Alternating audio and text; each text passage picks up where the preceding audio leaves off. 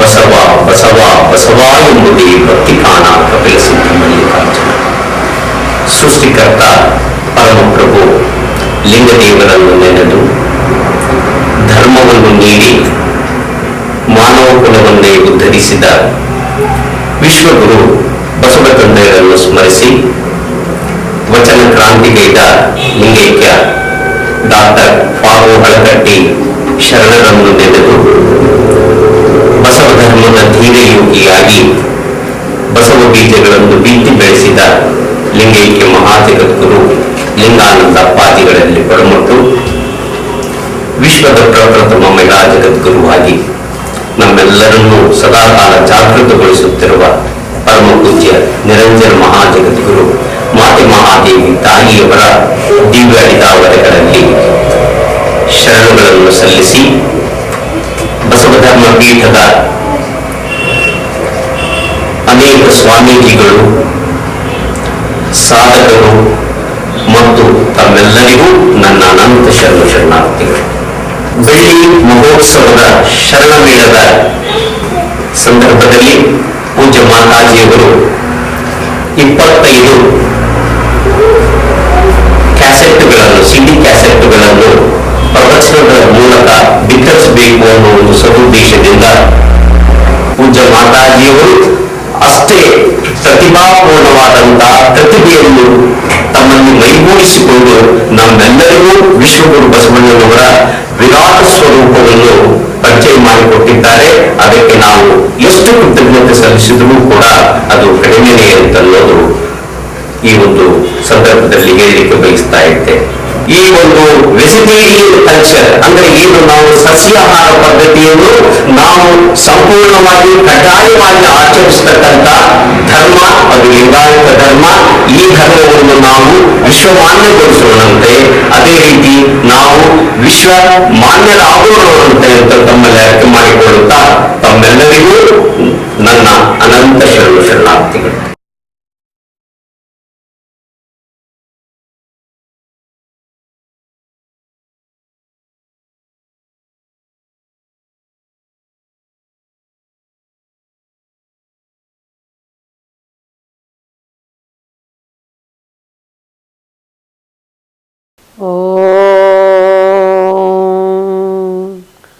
ಶ್ರೀ ಗುರು ಬಸವ ಲಿಂಗಾಯ ನಮಃ. ಬಸವಂ ಪ್ರಣವಾಕಾರಂ ಬಸವಂ ಶರಣಾಗತ ರಕ್ಷಕ ವರಲೋಲಂ ಬಸವಂ ಜನ್ಮ ಕುಠಾರಂ ಬಸವಂ ನಮಾಮಿ ಶ್ರೀ ಗುರು ಬಸವೇಶಂ. ಸೃಷ್ಟಿಕರ್ತನು ಸರ್ವಶಕ್ತನೂ ಆದ ಲಿಂಗದೇವನನ್ನ ಮಂದಿರದಲ್ಲಿ ಸ್ಮರಿಸಿ ಧರ್ಮಕರ್ತ ಮಂತ್ರಪುರುಷ ಗುರು ಬಸವಣ್ಣನವರನ್ನ ಹೃದಯ ಕಮಲದಲ್ಲಿ ಧ್ಯಾನಿಸಿ ಪರಮ ಪೂಜ್ಯರಾದ ಪ್ರವಚನ ಪಿತಾಮಹ ಲಿಂಗೈಕ್ಯ ಮಹಾಜಗದ್ಗುರು ಲಿಂಗಾನಂದ ಅಪ್ಪಾಜಿಯವರನ್ನ ಮನದಲ್ಲಿ ನೆನೆದು ಇಲ್ಲಿ ಸಮಾವೇಶವಾದ ಎಲ್ಲ ಶರಣ ಬಂಧುಗಳೇ ತಮ್ಮೆಲ್ಲರಿಗೂ ಶರಣು ಶರಣಾರ್ಥಿ.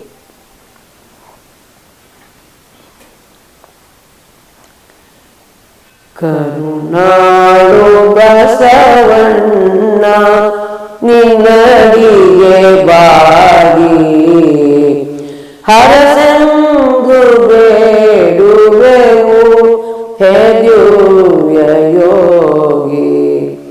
ಕರುಣಾಳು ಬಸವಣ್ಣ ನಿನ್ನಡಿಗೆ ಬಾಗಿ ಹರಸೆಂದು ಬೇಡುವೆವು ಹೇ ದಿವ್ಯ ಯೋಗಿ.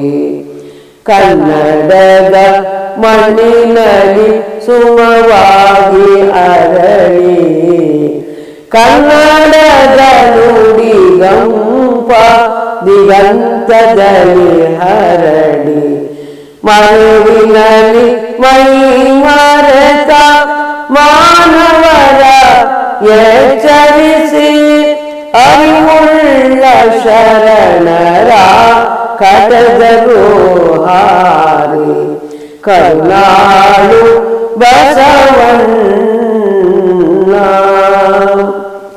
ಆತ್ಮವಿಶ್ವಾಸದ ಅವಿರಳದ ಬೆಳಗಿನಲ್ಲಿ ಕ್ಷಾತ್ರ ತೇಜದಿ ನಡೆವ ಧೈರ್ಯವಂ ನೀಡಿ ಮತಮೌಢ್ಯದ ಜ್ಞಾನ ಸಂಪಾದನೆಯ ಈಡಾಡಿ ಜಾತಿ ಭೇದವನಡಿದು ಎಲ್ಲರನ್ನೊಂದು ಮಾಡಿ ಕರುಣಾಳು ಬಸವಣ್ಣ. ದೇವನೊಬ್ಬನೆಯೆಂದು ಒತ್ತೊತ್ತಿ ಸಾರಿ ಸ್ವಾನುಭಾವದ ಬೆಳಗ ಸುತ್ತಲೂ ಸೂರಿ ಶಿವನ ಅಂಶವ ತಳೆದ ಮನುಕುಲವ ಮನಿಸಿ ನವದೃಷ್ಟಿಕೋನದ ವಿಶ್ವಧರ್ಮವ ಕೊಟ್ಟ ಕರುಣಾಳು ಬಸವಣ್ಣ. ದೇವ ಪೂಜೆಯ ಮಾಡಲೆ ನೊಂದವರ ಸಾಂತ್ವನಿಸು ಕಾಣುವ ದೇವರ ಬಿಟ್ಟು ಕಾಣದಕ್ಕೆ ಅರಸದಿರು ಎಂದು ಮನುಕುಲದ ಸ್ವಾತಂತ್ರ್ಯ ಸಾರಿ ಶ್ರೀಗಂಧದೊಳು ಲೋಕ ಕಲ್ಯಾಣಕ್ಕೆ ಸವೆದ ಕರುಣಾಳು ಬಸವಣ್ಣ.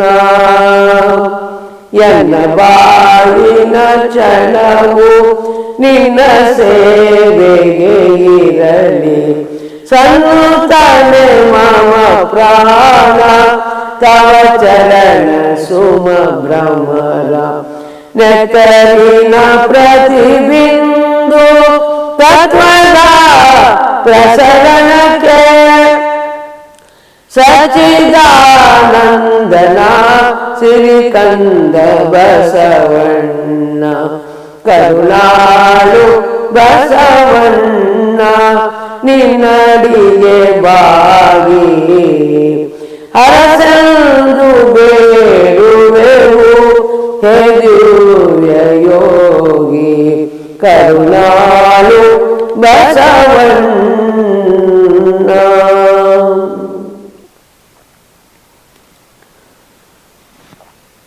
ಉರಿವ ಕೆಂಡದ ಮೇಲೆ ತೃಣವ ತಂದಿರಿಸಿದರೆ ಆ ತೃಣವನ ಕೆಂಡ ಕೊಂಡ ತೆರದಿ ಗುರುಚರಣದ ಮೇಲೆ ತನುವ ತಂದಿರಿಸಲು ಸರ್ವಾಂಗಲಿಂಗವೈ ರಾಮನಾಥ.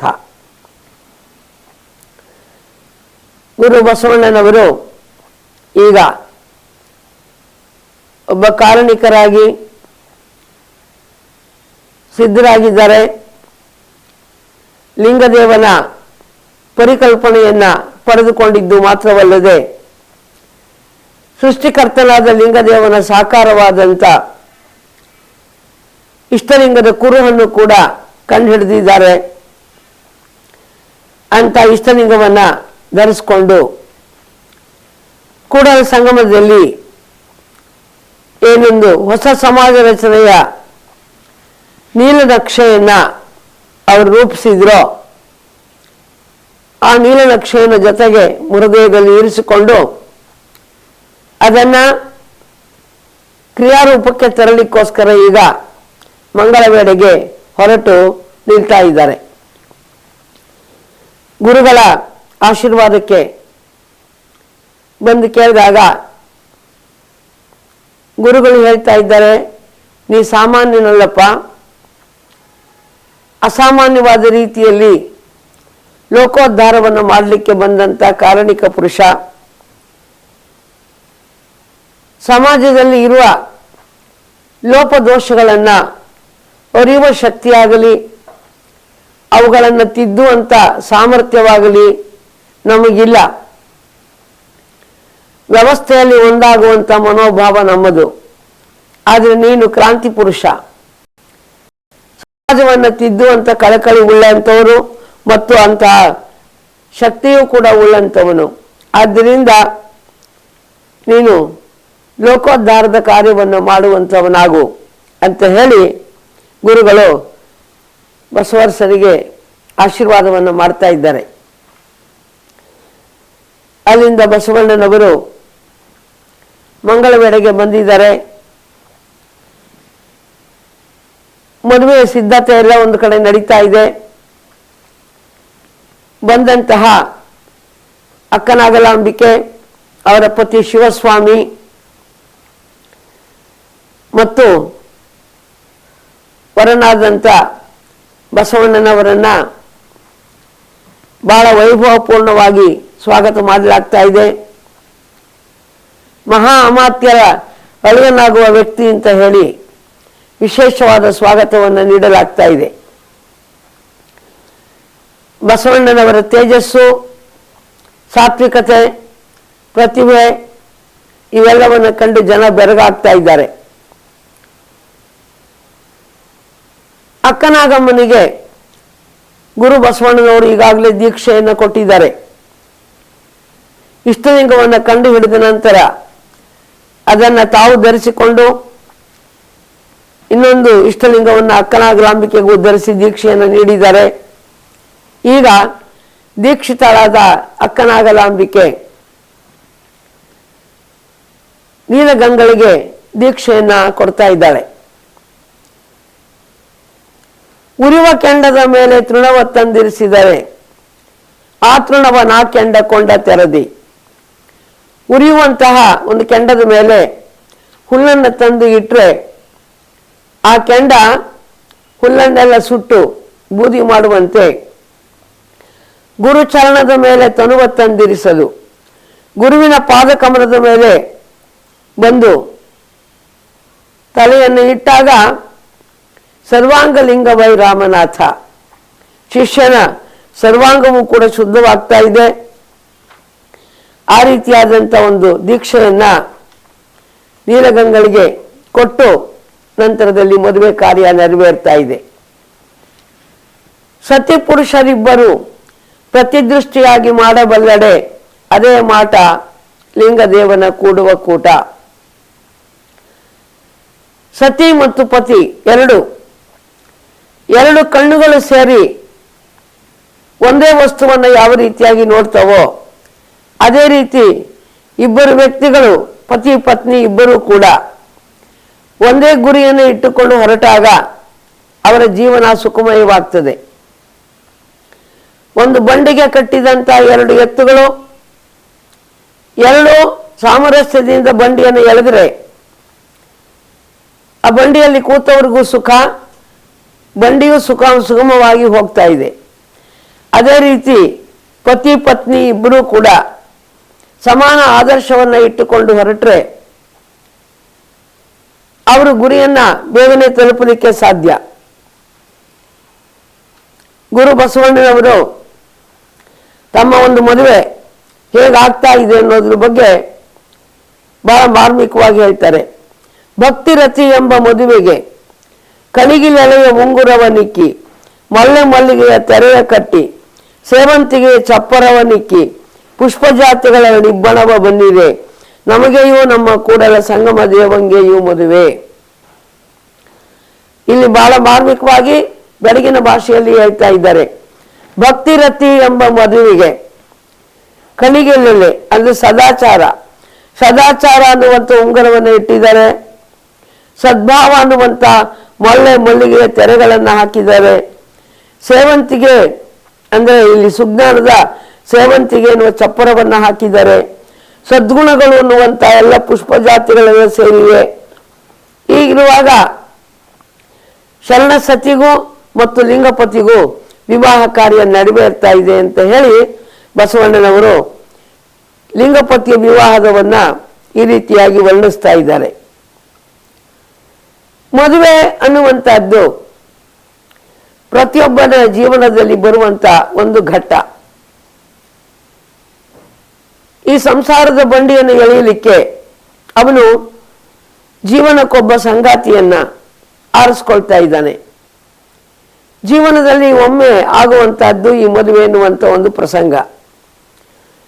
ಅದಕ್ಕಾಗಿ ಅನೇಕ ರೀತಿಯ ಅಭಿಪ್ರಾಯಗಳನ್ನು ತಮ್ಮ ತಮ್ಮ ಅನುಭವಕ್ಕೆ ತಕ್ಕಂತೆ ಅವರು ಕೊಡ್ತಾ ಹೋಗಿದ್ದಾರೆ.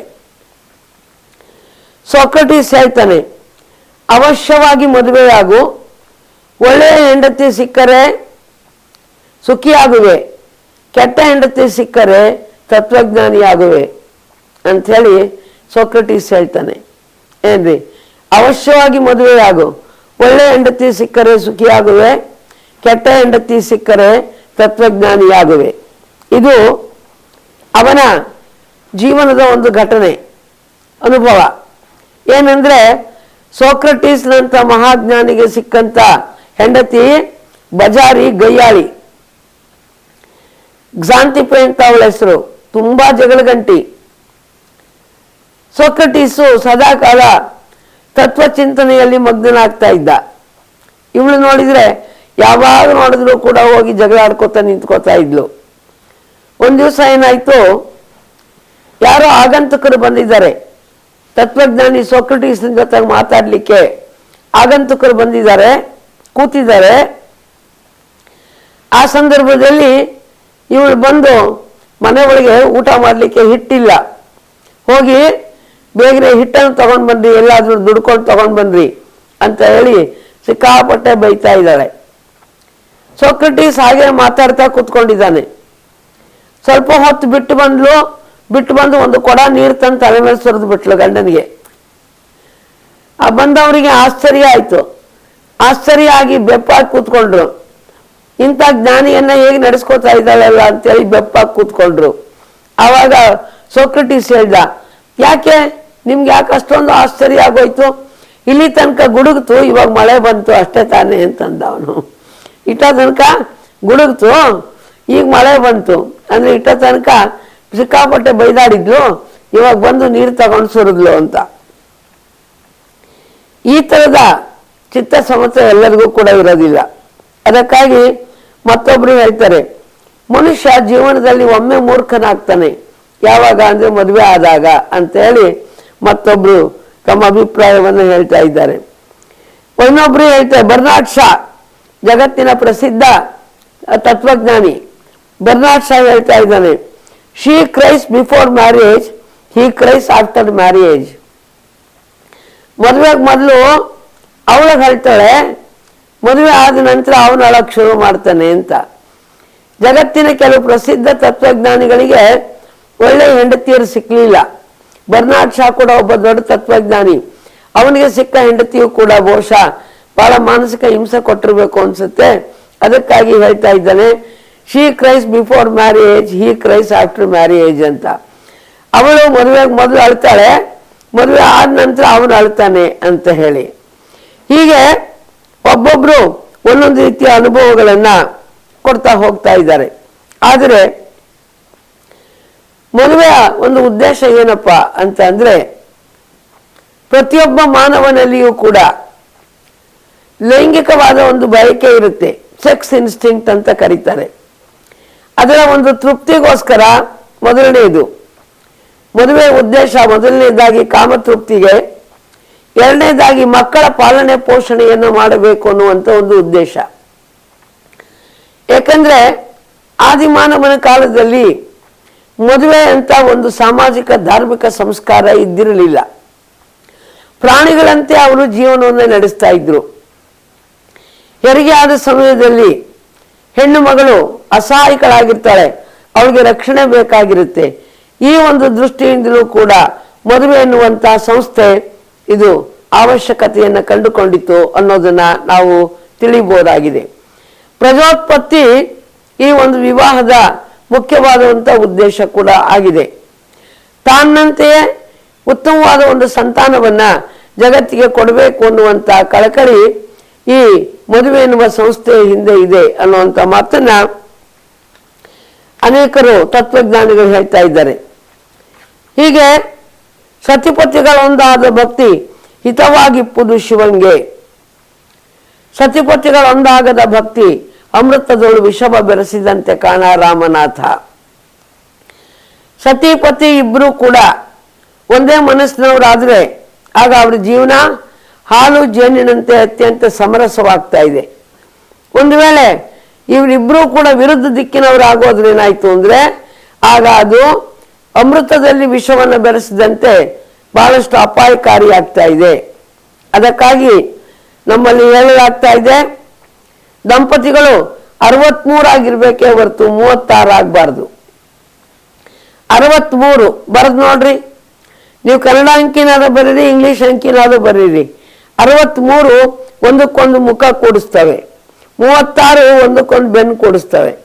ಹಾಗೆ 63 ಅಂದರೆ ಪ್ರೀತಿಯ ಗಂಡ ಹೆಂಡತಿ ಅಂತ. 36 ಗಂಡ ಹೆಂಡತಿ ಅಂದರೆ ಒಬ್ರಿಗೊಬ್ರು ವಿರುದ್ಧವಾದ ವಿಚಾರ ಇರುವಂಥವರು, ಸದಾಕಾಲ ಮನೆಯಲ್ಲಿ ಕಚ್ಚಾಡ್ತಾ ಇರುವಂಥವ್ರು ಅನ್ನೋದನ್ನು ನೋಡ್ತಾರೆ. ಇನ್ನು ಸನ್ಯಾಸಿಗಳು ಈ ಸಂಸಾರದ ಗೋಜಲು ಬೇಡವೇ ಬೇಡ, ನಮ್ಮ ಜೀವನವನ್ನು ಸಂಪೂರ್ಣವಾಗಿ ದೇವರಿಗಾಗಿ ಮೀಸಲಿಡಬೇಕು, ಧರ್ಮಕ್ಕಾಗಿ ಸಮಾಜಕ್ಕಾಗಿ ಮೀಸಲಿಡಬೇಕು ಅಂತ ಹೇಳಿ ಅವರು ಈ ಮದುವೆಯನ್ನ ನಿರಾಕರಿಸಿ ವೈರಾಗ್ಯ ಜೀವನವನ್ನು ಸ್ವೀಕಾರ ಮಾಡ್ತಾ ಇದ್ದಾರೆ.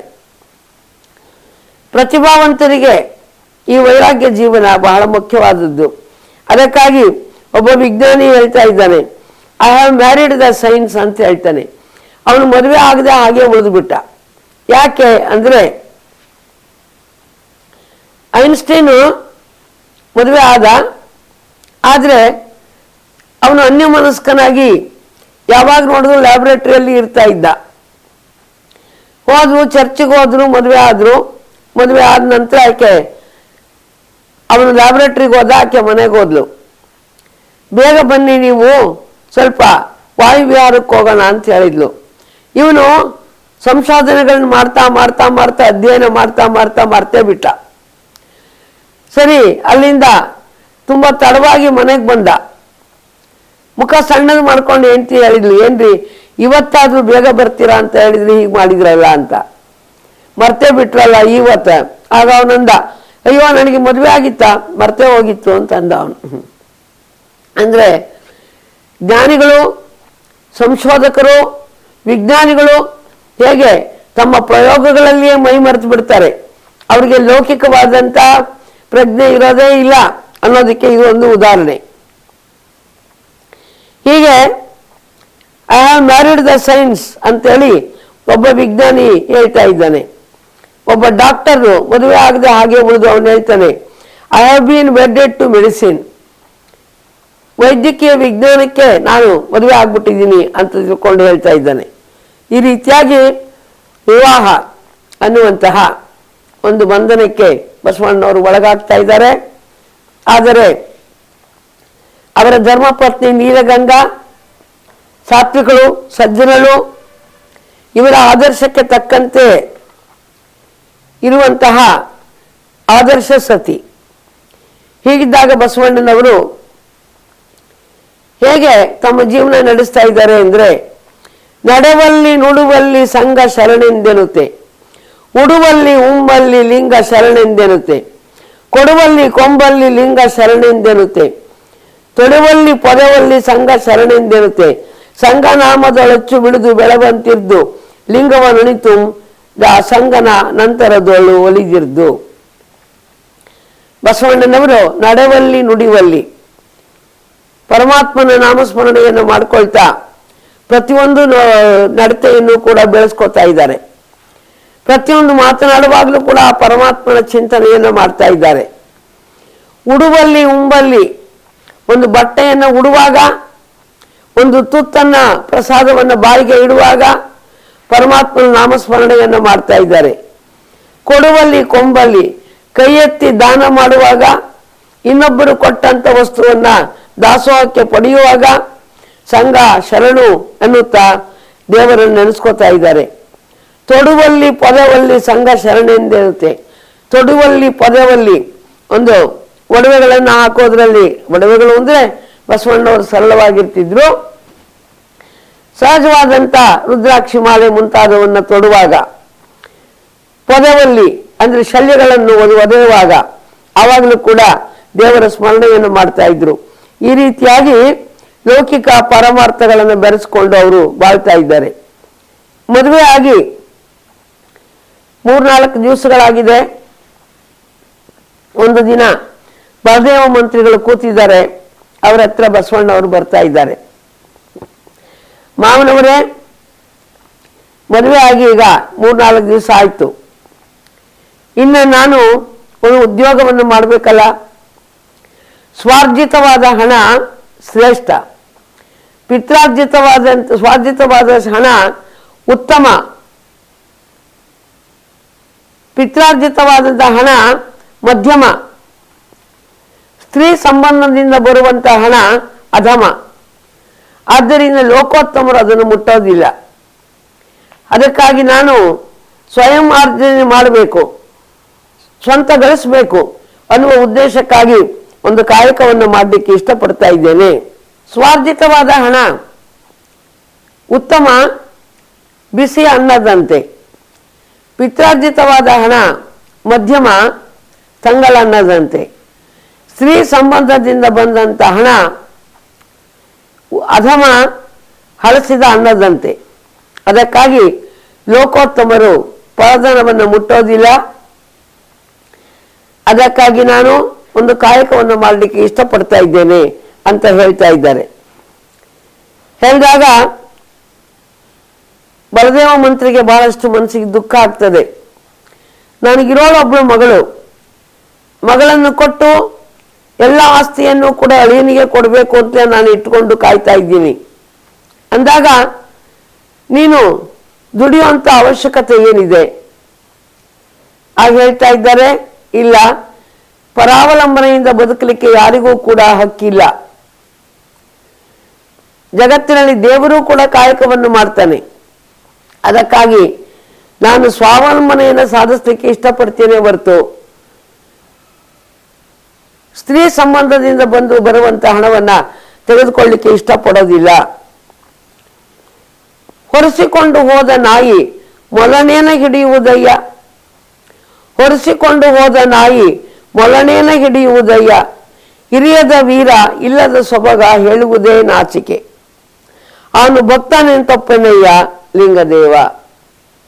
ತುಂಬಾ ಚೆನ್ನಾಗಿ ಹೇಳ್ತಾರೆ. ಹೊರಿಸಿಕೊಂಡು ಹೋದ ನಾಯಿ ಮೊಲನೇನ ಹಿಡಿಯುವುದಯ್ಯ. ಬೇಟೆಗಾರನ ಹೆಗಲ ಮೇಲೆ ಕೂತ್ಕೊಂಡು ಹೋಗುವಂತ ನಾಯಿ ಓಡುವಂತ ಮೊಲವನ್ನ ಹೇಗೆ ಹಿಡಿಲಿಕ್ಕೆ ಸಾಧ್ಯ? ಹಾಗೆ ಮಾವನು ಕೊಡುವಂತ ಹಣದ ಮೇಲೆ ಬದುಕುವಂತ ಅಳಿಯ ತಾನೇನು ಈ ಜೀವನವನ್ನು ಮಾಡಲಿಕ್ಕೆ ಸಾಧ್ಯ? ಅದಕ್ಕಾಗಿ ಮಾವನವರೇ, ನೀವು ಸಂತೋಷ ಪಡಿ, ನಮ್ಮ ಅಳಿಯ ಎಂತ ಧೈರ್ಯಶಾಲಿ ಇದ್ದಾನೆ ಅಂತ ಹೇಳಿ ನೀವು ಸಂತೋಷ ಪಡಿ. ಅದಕ್ಕಾಗಿ ನನಗೆ ನಿಮ್ಮ ಹಣ ಬೇಡ. ನೋಡಪ್ಪ, ನೀನು ಸ್ವಭಾವತಃ ಸಾಧಕ ಜೀವಿ. ಪೂಜೆ, ಧ್ಯಾನ, ಜಪ, ತಪ ಇವುಗಳನ್ನು ಮಾಡಬೇಕು ಅನ್ನೋದು ನಿನ್ನ ಅಪೇಕ್ಷೆ. ಅದಕ್ಕಾಗಿ ನೀನು ಉದ್ಯೋಗವನ್ನು ಮಾಡದೆ ಮನೆಯಲ್ಲೇ ಇದ್ರೆ, ನಮ್ಮ ಸಂಪತ್ತನ್ನು ಉಪಯೋಗಿಸ್ಕೊಳ್ತಾ ಇದ್ರೆ, ಪೂಜೆ ಧ್ಯಾನಾದಿಗಳನ್ನು ಮಾಡಲಿಕ್ಕೆ ಹೇರಳವಾದಂಥ ಸಮಯ ಸಿಗುತ್ತೆ. ತಪಸ್ಸನ್ನು ಮಾಡ್ಬೋದಲ್ಲ. ಆಗ ಬಸವಣ್ಣವರು ಹೇಳ್ತಾ ಇದ್ದಾರೆ, ತಪಸ್ಸನ್ನು ಮಾಡುವುದು ಕ್ರಿಯೆ, ಕಾಯಕವಾಗೋದಿಲ್ಲ. ಮನುಷ್ಯನ ಆತ್ಮೋದ್ಧಾರದ ಮಂತ್ರ ಬೇರೆ, ಸಮಷ್ಟಿ ಉದ್ಧಾರದ ಮಂತ್ರ ಬೇರೆ. ಪೂಜೆ ತಪಸ್ಸುಗಳು ಆತ್ಮೋದ್ಧಾರದ ಮಂತ್ರ, ಕಾಯಕ ಸಮಷ್ಟಿಯ ಉದ್ಧಾರದ ಮಂತ್ರ. ಆದ್ದರಿಂದ ಸಮಷ್ಟಿಯ ಉದ್ಧಾರಕ್ಕಾಗಿ ಪ್ರತಿಯೊಬ್ಬರೂ ಒಂದು ಕಾಯಕವನ್ನ ಅವಲಂಬಿಸಿಕೊಳ್ಳೇಬೇಕು. ಅದಕ್ಕಾಗಿ ಅರವಿಂದಾಶ್ರಮದ ಶ್ರೀಮದರ್ ಅವರು ಹೇಳ್ತಾರೆ, to work for the divine is to pray with the body. ಶರೀರದಿಂದ ಮಾಡುವಂತಹ ಕಾಯಕ ಪರಮಾತ್ಮನ ಒಂದು ಪೂಜೆಯೂ ಆಗಬಲ್ಲದು ಅಂತ ಬಹಳ ಮಾರ್ಮಿಕವಾಗಿ ಹೇಳ್ತಾರೆ. ಯಾಕಂದ್ರೆ ಬರೀ ಪೂಜೆಯನ್ನು ಮಾಡ್ತಾ, ಜಪವನ್ನು ಮಾಡ್ತಾ ಕಾಲ ಕಳೆಯೋದಕ್ಕಿಂತ ಕಾಯಕವನ್ನು ಮಾಡಿ ಅದನ್ನು ಮಾಡಿದಾಗ ಅದಕ್ಕೆ ಹೆಚ್ಚು ಬೆಲೆ ಬರ್ತದೆ. ಇದಕ್ಕೊಂದು ಉದಾಹರಣೆ ಬರುತ್ತೆ, ಬಹಳ ಮಾರ್ಮಿಕವಾದಂಥ ಉದಾಹರಣೆ. ಒಂದ್ಸಲ ತ್ರಿಲೋಕ ಸಂಚಾರಿಯಾದಂಥ ನಾರದ ಕೈಲಾಸ ಪರ್ವತಕ್ಕೆ ಹೋಗಿ ಶಿವನನ್ನು ಸಂದರ್ಶಿಸಿ ಕೇಳ್ದ, ಈ ಜಗತ್ತಿನಲ್ಲಿ ನನ್ನಂಥ ಭಕ್ತರು ಯಾರಿದ್ದಾರೆ? ಈ ಜಗತ್ತಿನಲ್ಲಿ ಶ್ರೇಷ್ಠವಾದ ಭಕ್ತರು ಯಾರು ಶಿವ ಅಂತ ಕೇಳ್ದ. ಆಗ ಆ ಶಿವ ಹೇಳ್ದ, ಕರ್ನಾಟಕದಲ್ಲಿ ಇಂಥ ಒಂದು ಊರಿಗೆ ಹೋಗು, ಅಲ್ಲೊಂದು ಹಳ್ಳಿ ಸಿಗುತ್ತೆ. ಆ ಹಳ್ಳಿಯಲ್ಲಿ ಮಲ್ಲಪ್ಪ ಅಂತ ಒಬ್ಬ ಗುಡಿಸಲು ಹಾಕ್ಕೊಂಡು ಒಬ್ಬ ಬಡವ ಇದ್ದಾನೆ. ಅವನು ಬಹಳ ಶ್ರೇಷ್ಠವಾದ ಭಕ್ತ ಅಂತ ಶಿವ ಹೇಳ್ಬಿಟ್ಟ. ನೀನೇ ಭಕ್ತ ಅಂತ ತಿಳ್ಕೊಂಡು ನನಗೆ ಹೇಳ್ತಾನೆ ಅಂತ ತಿಳ್ಕೊಂಡಿದ್ದ ನಾರದ. ಯಾಕಂದ್ರೆ ಇವನು 24 ಗಂಟೆ ಮಂತ್ರ ಹೇಳ್ಕೊತ ಅಡ್ಡಾಡ್ತಿರ್ತಾನಲ್ಲ. ವೈಕುಂಠಕ್ಕೆ ಹೋದಾಗ ಓಂ ನಮೋ ನಾರಾಯಣ ಅಂತಾನೆ, ಕೈಲಾಸಕ್ಕೆ ಬಂದಾಗ ಓಂ ನಮೋ ಶಿವಾಯ ಅಂತಾನೆ. 24 ಗಂಟೆನೂ ಮಂತ್ರನೇ ಹೇಳ್ತಾ ಓಡಾಡೋದ್ರಿಂದ ನೀನೇ ಶ್ರೇಷ್ಠ ಭಕ್ತ ಅಂತಾನೆ ಅಂತ ತಿಳ್ಕೊಂಡಿದ್ರು ನಾರದರು. ಆದರೆ ಮಲ್ಲಪ್ಪನನ್ನ ಶ್ರೇಷ್ಠ ಭಕ್ತ ಅಂತ ಅಂದ್ಬಿಟ್ರು. ನೋಡೋಣ ಹಂಗಾರೆ ಏನಿದೆ ಇದ್ರೊಳಗೆ ಸತ್ಯ ಅಂತ ಹೇಳಿ ನಾರದ ಸೀದಾ ಮಲ್ಲಪ್ಪನ ಹತ್ರ ಬಂದ. ಮಲ್ಲಪ್ಪ ಒಬ್ಬ ಬಡ ರೈತ. ಸುಪ್ರಭಾತದಲ್ಲಿ ಎದ್ದು ಸ್ನಾನ ಮಾಡಿ 108 ಸಲ ಓಂ ಲಿಂಗಾಯ ನಮಃ, ಓಂ ಲಿಂಗಾಯ ನಮಃ, ಓಂ ಲಿಂಗಾಯ ನಮಃ ಮಂತ್ರವನ್ನು ಜಪ ಮಾಡ್ತಾ ಇದ್ದ. ಆಮೇಲೆ ಹೆಂಡತಿ ಕೊಟ್ಟಂತ ರೊಟ್ಟಿಯನ್ನೋ ಬುತ್ತಿಯನ್ನೋ ಊಟ ಮಾಡ್ತಿದ್ದ. ಸ್ವಲ್ಪ ಬುತ್ತಿ ಕಟ್ಕೊಂಡು ಹೊಲಕ್ಕೆ ಹೋಗ್ತಿದ್ದ. ಅಲ್ಲಿ ನೇಗ್ಲ ಬಿಡುವಾಗ ಒಂದ್ಸಲ ಜಪ ಮಾಡ್ತಿದ್ದ, 5 ಜಪ. ನಂತರ ಪ್ರಸಾದ ತಗೊಂಡು ವಿಶ್ರಾಂತಿ ತಗೊಳ್ತಿದ್ದ. ವಿಶ್ರಾಂತಿ ಆದಮೇಲೆ ಪುನಃ ಹೊಲದ ಕೆಲಸವನ್ನು ಮಾಡ್ತಿದ್ದ. ರಾತ್ರಿ ಬಂದು ಮಲಗೋ ಮುಂದೆ 5 ಸಲ ಮಂತ್ರವನ್ನು ಜಪ ಮಾಡಿ ಅವನು ಮಲ್ಕೋತಿದ್ದ. ಮಲ್ಲಪ್ಪ ಇಡೀ ದಿವಸ ಬೆಳಗ್ಗೆ 108 ಸಲ, ರಾತ್ರಿ ಮಲಗಬೇಕಾದ್ರೆ 5 ಸಲ ಮಂತ್ರ ಜಪ ಮಾಡಿ ಮಲ್ಕೊಂಡ. ನೋಡಿದ್ರೆ ನಾನು 24 ಗಂಟೆನೂ ಜಪ ಮಾಡ್ತೀನಿ, ಆದ್ರೆ ನನ್ನನ್ನು ಶ್ರೇಷ್ಠ ಭಕ್ತ ಅನ್ಲಿಲ್ವಲ್ಲ ಅಂತೇಳಿ ನಾರದನಿಗೆ ಆಶ್ಚರ್ಯ ಆಯ್ತು. ಈ ವಿಷಯನ ಬಂದು ಶಿವನಿಗೆ ತಿಳಿಸ್ದ. ಶಿವ ಏನ್ ಮಾಡ್ದ, ನಡಿ